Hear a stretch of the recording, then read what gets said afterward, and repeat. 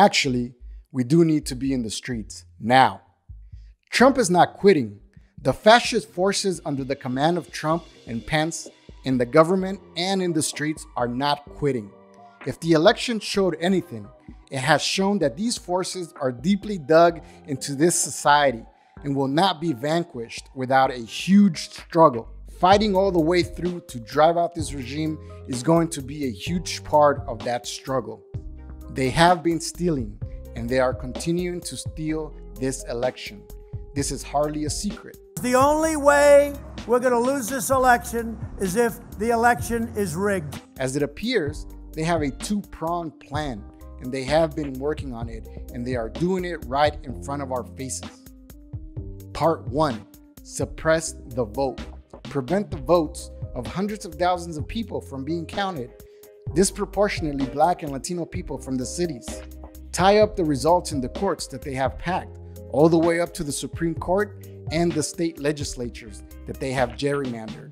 Create confusion, doubt, delay, and chaos, and then use holes and ambiguities in the law to overturn the results.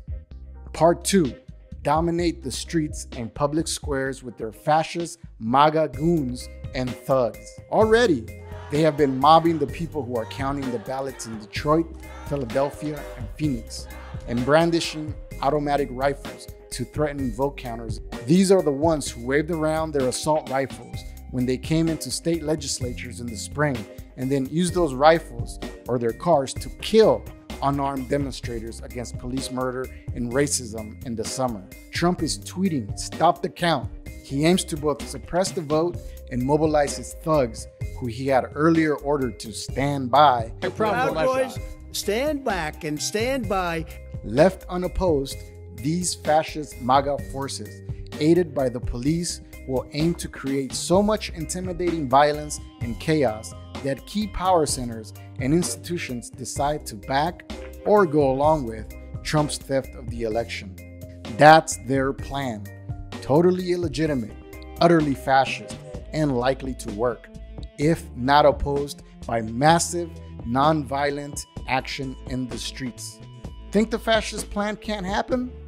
Read some history and see how George W. Bush became president in 2000, with considerably less threat and mayhem than Trump routinely summons forth.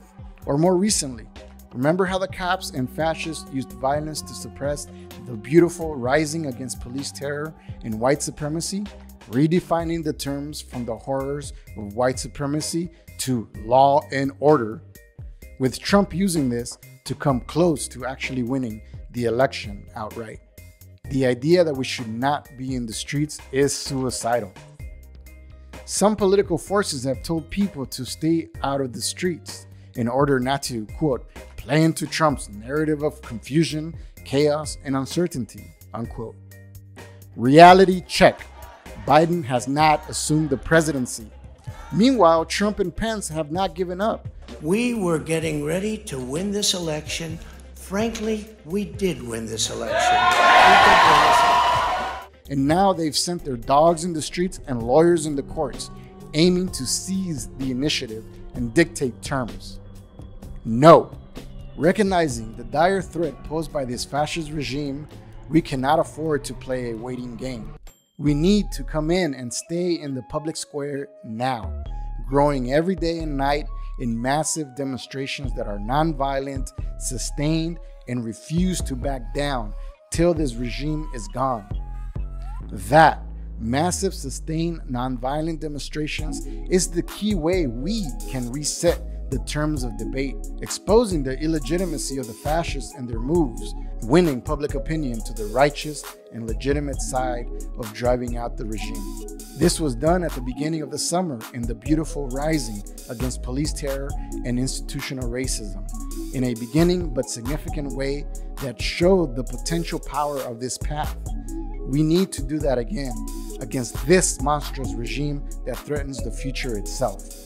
We need to be making the case that the voter suppression, the threats and carrying out of violence, and all the rest that Trump, Pence, and the rest of them have already done and are continuing to do right now is illegitimate.